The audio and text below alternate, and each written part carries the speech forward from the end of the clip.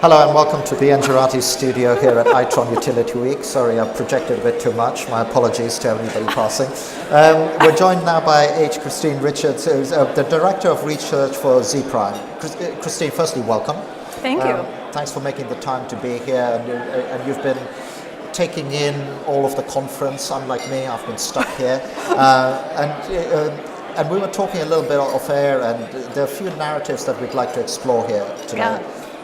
And one of them is sort of what you feel, and we'll come on to it in the context of the interview, the role of utilities for driving innovation and also not just driving innovation for the sake of it, but driving it to a destination, which is this next generation of energy.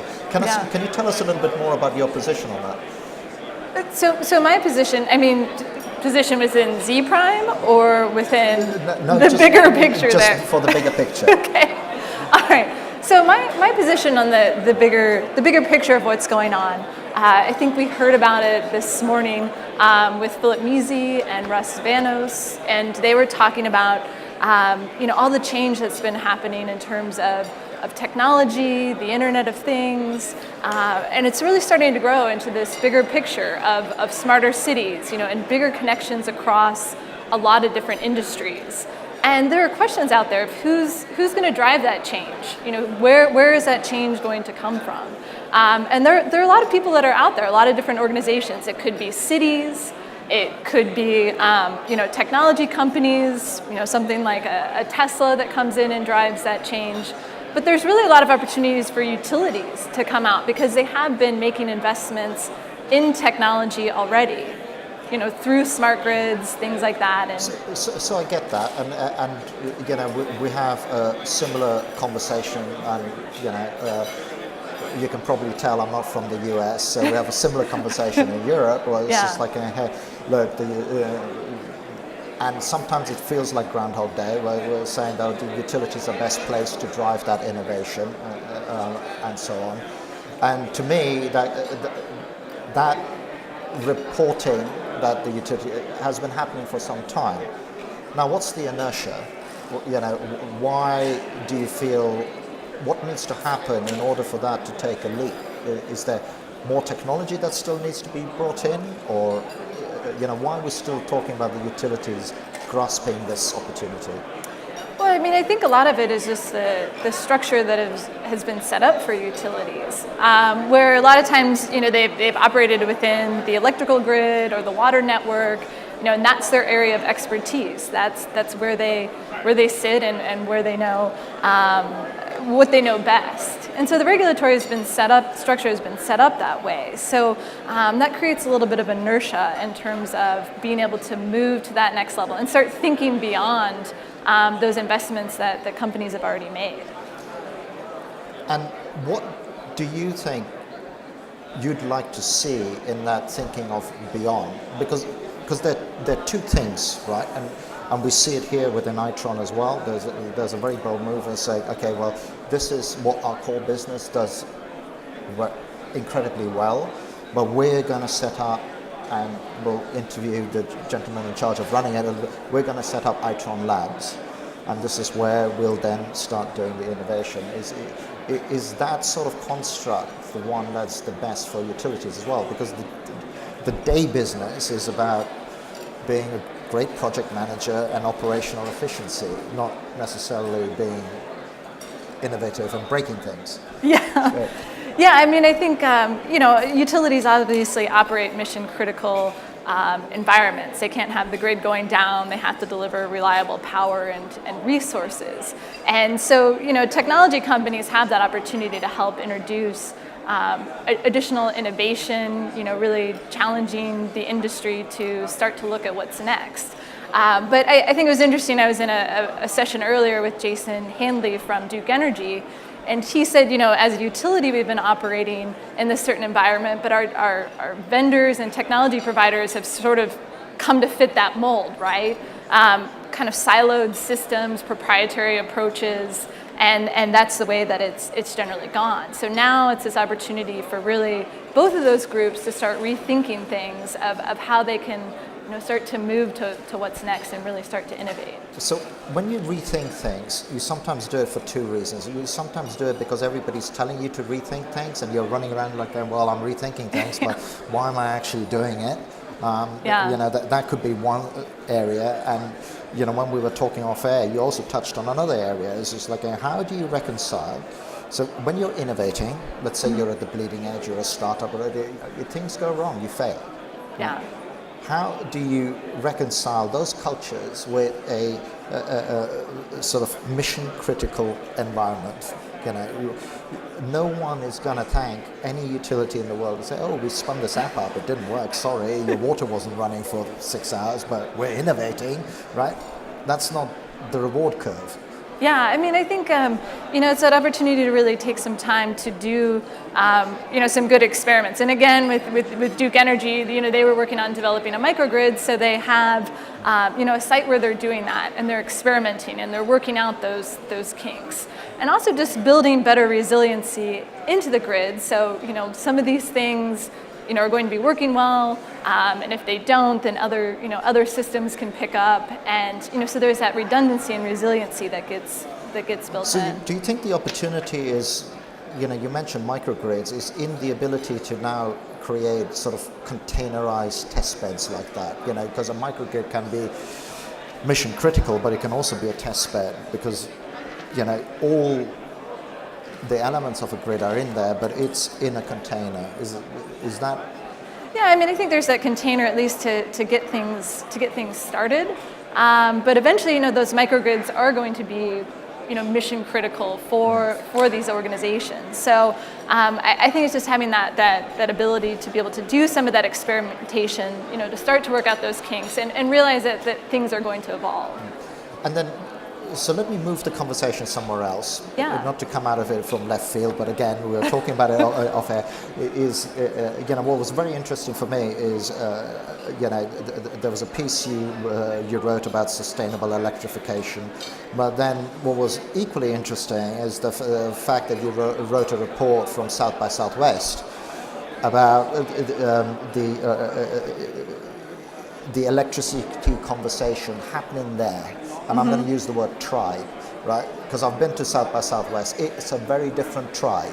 Yeah. So there are two things that were really interesting for me about that piece. One was that tribe is taking an interest. And the second one is how passionately that interest resonated at that event. What do you think is going to happen when that tribe starts colliding with this one? I mean, I think it's actually a really exciting time in the industry to see utility companies that are really working to deliver reliable energy with, like you said, the tribe. I mean, people that are kind of out there thinking about these different things and thinking about what's next. And what you see with that tribe is that they have a lot of really great ideas, but sometimes it's, well, how does it actually work within the context of the utility industry? But at the same time, that tribe can really help pull utilities to say, okay, well, let's start thinking a little bit differently about this and thinking about what's next. So, I mean, there's a really great intersection that happens, when those two groups start to come together. And I think there are going to be some interesting dialogues going on. Have you seen any of that dialogue? Have you witnessed it? Because one of the other things is like, you talk about art and design in energy, and that is sometimes, that's a strong statement where you're like, this is an engineering thing. It's about straight lines and boxes. Where does the art and design fit in? So, where are you coming from when you mention those words? Well, I think with art and design and energy, there's the art piece and the design piece. So the art piece is really kind of that expression of a feeling or an idea to an audience. And I think that's where, energy really, communicating that information, whether it's to customers, to people who aren't a part of the energy industry, or maybe they are, and it helps them view energy in a little bit different way. That's where the art piece really comes in. The design piece is really thinking about things, a little bit differently, where, as engineers, typically you're trained to, meet requirements, meet these standards. Solve a very specific problem. Solve that specific problem. And what we're talking about is not just, putting in a meter or putting in a transformer. We're talking about rethinking the entire utility system and energy as we know it. And that's where having that design perspective, being able to introduce creativity and imagination is a really important thing to have in that picture. Do you think that is more likely to be accelerated by what I call the democratization of energy? So let's look at an event horizon here. So we're both in the same field. We know what's happening with PVs and the efficiency and the affordability. We know what Elon Musk is doing with Tesla and the Powerwall. And I was reading a report recently which was like top 50 utility execs, and they say energy storage behind the meter is the single most disruptive thing that's coming out. Do we need for all of that to tip before we start seeing this explosion of creativity around this sector? Because at the moment, it's still somewhat centrally controlled, isn't it? Yeah, I mean, I was doing a session down at CenterPoint Energy in Houston a couple months ago, and I listed out those disruptive technologies, right? Storage, Internet of Things, microgrids, solar, all of that, and someone for my list, they crossed out energy storage and they said, let's put in Elon Musk there, and so it wasn't even about the technology necessarily that. Really is driving that change. I mean, it's people and organizations and, that excitement that's getting built around these. That's really a big difference. And is that where the South by Southwest tribe comes in? Because you could put someone like Elon Musk into that mold of thinking, which is a very different mode of thinking, where literally it's a platform play, effectively, saying like if I create an initially artificial but eventually real demand for all these batteries, I can drive down the price, I can drive down the affordability. That's a very different way of thinking, that much more platform, much more actually cross-regulatory. Is that where the pressure is going to come? I think just those new opportunities and people that if the utility industry says this is kind of our box and this is generally where we play, there are people that come in from the outside and say, okay, well, I'm not under those same, that same structure. I can think about it differently, and I'm just going to, maybe bypass a bit of that system that had been in place, and that's where a lot of that, I think that change. And you mentioned pressure, but it's kind of just that. Pushing along and getting people to think about things a little bit differently. That's important. And you've been in the sessions this morning. I haven't, like I said, I've been up here. If I can give you somewhat of a different role as we kind of come to the end of our time here. Yeah. Is there anything that you've seen where you're like, well, this really reaffirms my thinking, or your organization's thinking about how things need to change. We talked about art and design, but also you talk about the conversation with the millennial generation and so on. Is that coming through in those sessions? I think that it is. I mean, I've come to Itron Utility Week. I've came several years ago to a conversation that was pretty much around the utility industry and what was happening here, and it was really exciting to see that in the keynotes this morning that they were talking about, okay, well, let's figure out how to build this platform to bring all these different devices, technologies, power producers, into this bigger picture of what we need to do to have a sustainable future. And then the same thing with Duke Energy, hearing the conversation this afternoon, where they're working on making that happen. They're saying, okay, we got to figure out more open standards, getting all these different groups to work together. We can't just have these one-off solutions. We have to bring all these different partners together to make it work.